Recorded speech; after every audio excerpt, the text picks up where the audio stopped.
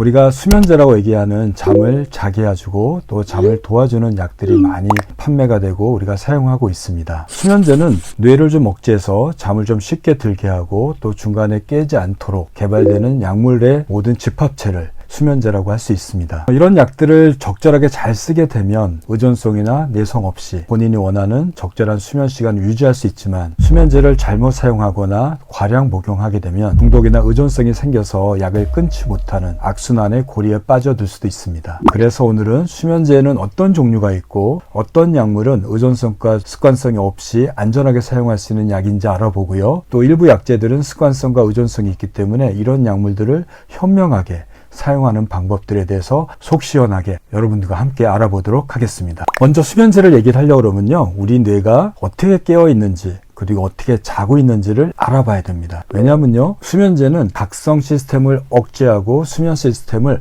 높여므로써 밤에 쉽게 잠들도록 만들게 됩니다. 각성 시스템을 좀 알아볼까요? 뇌간이라고 하는 부위에 세로토닌, 아드레날린, 히스타민, 도파민, 이 네 가지의 모노아민 신경 전달 물질이 분비가 됩니다. 분비된 네 가지 신경 전달 물질은 대뇌를 깨우게 됩니다. 대뇌에 아세틸콜린을 분비를 왕창시킴으로써 뇌가 켜지는 겁니다. 어떻게 보면 이 네 가지 신경 전달 물질은 자동차로 따지면 차의 시동을 걸어주는 역할을 하게 된다고 할 수 있겠습니다. 이렇게 뇌가 활성화하게 되면 시상하부 중에 복외측 전시각 영역이라는 부위에 아데노신이 쌓이게 됩니다. 아데노신이 차곡차곡 쌓이게 되면 각성 시스템을 점차 꺼지게 됩니다. 아데노신이 더 이상 쌓일 데 없을 정도로 가득 차게 되면 복외측 전시각 영역은 가바라고 하는 뇌 억제 신경 전달 물질을 분비를 시켜서 세로토닌, 아드레날린, 히스타민, 도파민을 만들어내는 신경 부위를 억제를 시킵니다. 가바는 뇌를 억제하는 신경 전달 물질입니다. 이때부터 멜라토닌이 조금씩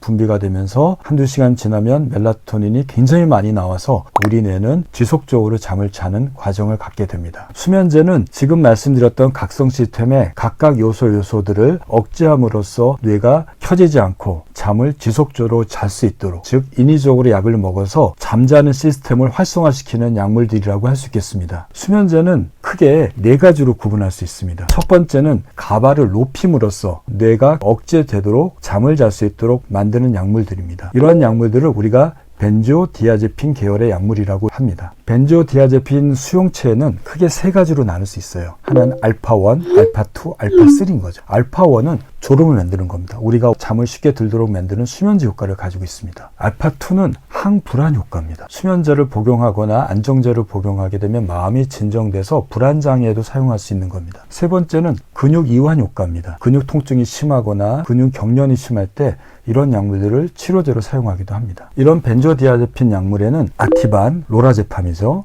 디아제팜, 마륨이죠. 리보트릴, 크로나제팜, 달마돈, 플로나제팜, 트리아졸람이 여기에 해당되는 약물입니다. 지금 말씀드렸던 이런 약물들은 알파1, 알파2, 알파3를 동시에 작동시켜서 잠도 쉽게 들게 하고 항불안 효과도 만들고 근육 이완 효과도 나타냅니다. 하지만 직접적인 벤조디아제핀 계열의 약물들은 약효가 보통 짧아도 이틀, 길면은 4일 정도 지속되게 됩니다. 약효가 길고 또 간으로 대사되기 때문에 습관성, 내성, 의존성이 생길 수 있습니다. 그 이유는 이 약물들은 대개 간으로 대사되는데요, 같은 공장에서 약을 계속 처리하다 보니까 처리 속도가 굉장히 빨라지는 겁니다. 대사 속도가 높아지는 거죠. 그래서 약을 먹더라도 금방 대사가 돼서 체내 밖으로 빠져나가기 때문에 혈중 농도가 금방 떨어져요. 그렇기 때문에 오래 먹게 되면 약의 농도를 높여야지 같은 효과를 내게 됩니다. 이런 약물들을 복용하면 가바를 많이 만들어내는데, 이런 약물을 갑자기 안 먹게 되면 가바가 생성이 갑자기 안 되니까 환자들은 불안하고 안절부절하고 잠을 다시 못 자는 의존성과 습관성이 생길 수 있습니다. 그래서 1990년대 후반에 벤조디아제핀 수용체 중에 알파1에만 작동되는, 즉 수면 효과만 있고 항불안 효과가 없고 근이완 효과가 없는 약물들이 나왔습니다. 우리가 잘 아는 졸피뎀, 잘레플론, S졸피클론이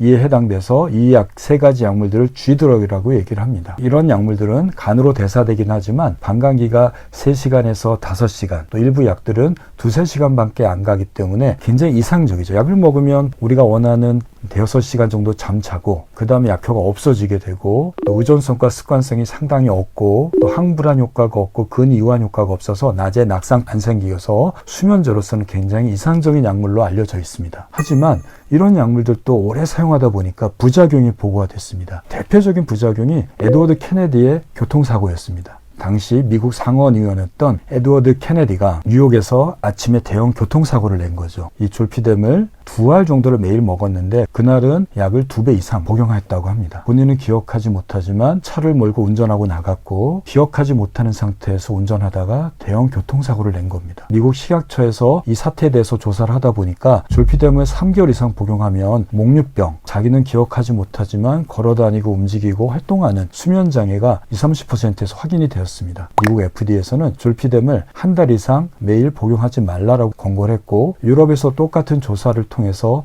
한 달 이상 복용하면 습관성과 의존성도 일부 생기고 목류병과 같은 사건 수면이 잘 발생하는 걸 알려졌습니다. 목류병 이외에도 자다가 자기도 모르게 음식을 먹는 수면 섭취 장애도 이 졸피뎀을 오래 복용하게 되면 나타나는 부작용으로 확인이 되어서 미국과 유럽, 우리나라에서도 한 달 이상 처방을 못하게 하고 매일 복용하지 않도록 권고하고 있는 약물입니다.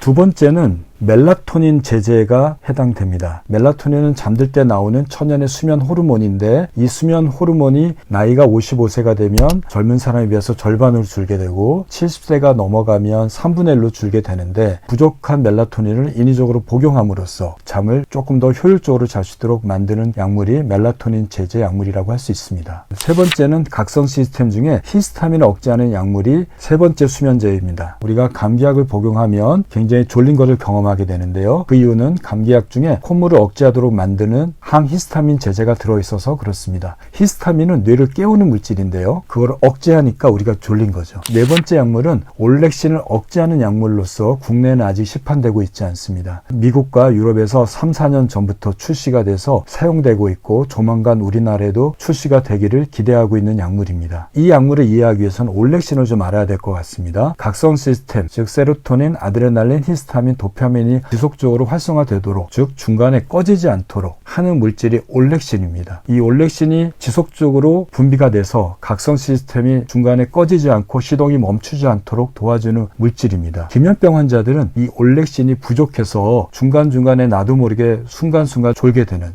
졸음병이 기면병 환자라고 할 수 있겠습니다. 그런데 불면증 환자에서도 보니까 이 올렉신이 밤낮으로 굉장히 높아진 것들을 볼 수 있습니다. 밤이 되면 생체시계가 꺼져서 올렉신도 분비가 안 돼야 되는데요. 밤에도 생체시계가 완전히 꺼지지 않게 되니까 올렉신 농도가 좀 높아진 게 연구 결과가 확인된 거죠. 그래서 제약회사에서는 이 올렉신을 억제하는 약물이 만들어졌습니다. 그것이 수보렉산트나 램보렉산트와 같은 산트라가 붙어있는 약물들입니다. 습관성이나 의존성, 내성이 없는 약물로 알려져 있고 약을 복용하게 되면 밤에 올렉신 억제해서 쉽게 잠들고 중간에 깨지 않도록 도와주는 약물로 활용되고 있습니다. 이렇게 네 가지 약물 중에 멜라토닌 제제나 또는 히스타민 억제 약물, 올렉신 억제하는 약물들은 습관성과 의존성이 전혀 없습니다. 멜라토닌을 작동시키고 히스타민을 억제하고 올렉신을 억제하기 때문에 의존성과 내성이 사실 거의 없다고 알려져 있기 때문에 보다 안전하게 우리가 활용할 수 있는 거죠. 여러분들이 수면제에 대해서 두려워하지 마시고요. 적절히 활용한다면 본인의 수면 습관을 개선하는 데 굉장히 도움이 될 수 있습니다. 하지만 무턱대고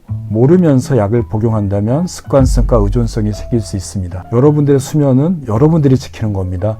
여러분들이 규칙적으로 수면 습관을 유지하는 수면 위생을 잘 지키고 수면 루틴 습관을 잘 만드시면서 그것들이 보다 효과적으로 건강한 수면을 유지할 수 있기 위해서 수면제로 활용한다면 건강한 수면이 빨리 되찾아질 거고 좋은 수면 습관이 형성될 거라고 믿습니다. 여러분들의 꿀잠을 기원하면서 오늘 방송을 마치도록 하겠습니다.